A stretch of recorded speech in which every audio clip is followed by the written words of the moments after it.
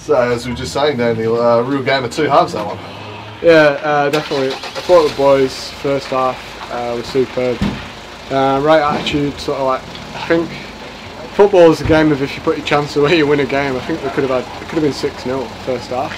That comes in football, comes to bite in the bum sometimes. Today it did.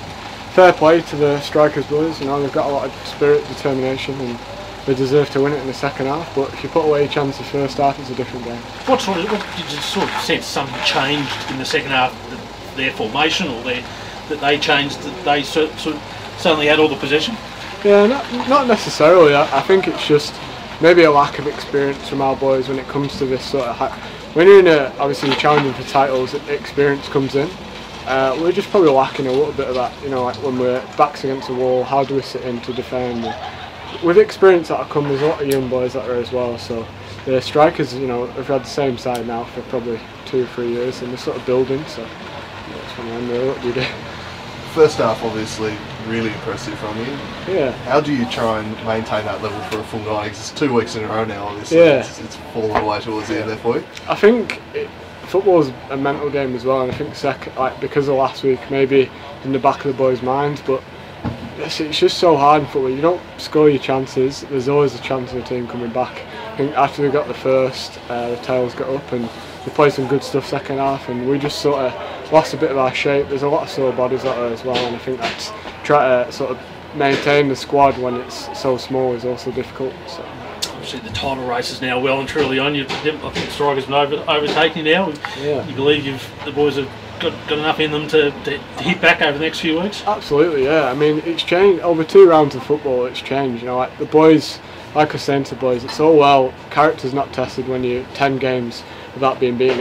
You know, it's character that comes in now. So to see what the boys and to try and give them that bit of experience, and it's a full round of games to go plus the ones we've already got. Anything can happen. Zebras can beat strikers. You know, they could beat South Hull, but it opens it up. Football's a funny game, so there's probably a lot to happen yet. Will you sort of be relying on obviously your experiences at Devonport, that great 2016 season to share with the Lonnie boys about not giving up? And of course, yeah, we've tried to emulate that. It's hard, you know. The boys who've come in have done a good job of trying to, because you know, no disrespect to Lancaster, but they've not won anything for a long time, and that to build up a winning mentality takes a little bit of time. And the boys have done really well so far, so now it's a test of character. You know, what have they got when it comes to Tuesday? Who's going to be there? Who's not going to be there? You know, that all comes into play. So, yeah. Cheers.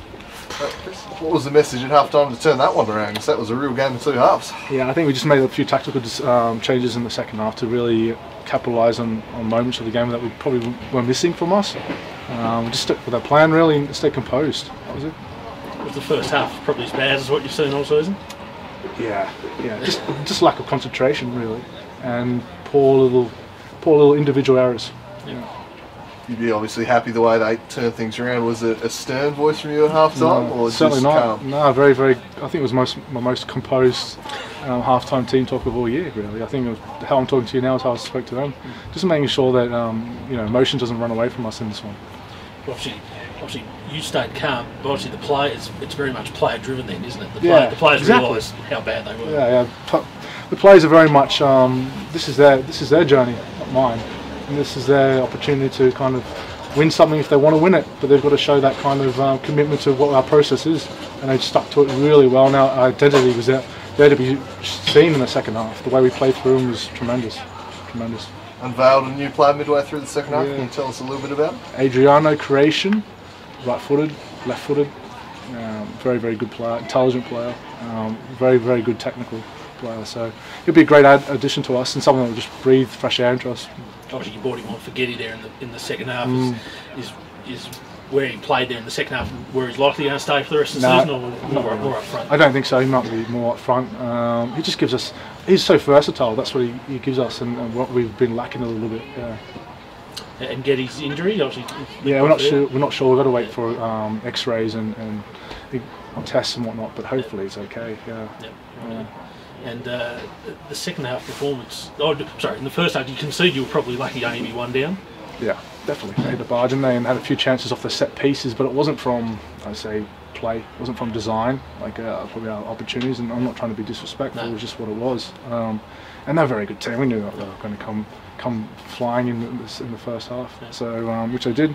And full credit to them. They're a good team, but I thought we combated tremendously well in the second half and played through the thirds really well and showed what we could do. We're so versatile in our playing style as well, which is really pleasing. Do you think now, with the momentum the team's got now, top of ladder, that this can keep rolling? The first words out of Bo Blizz's mouth was, "We've got to stay humble."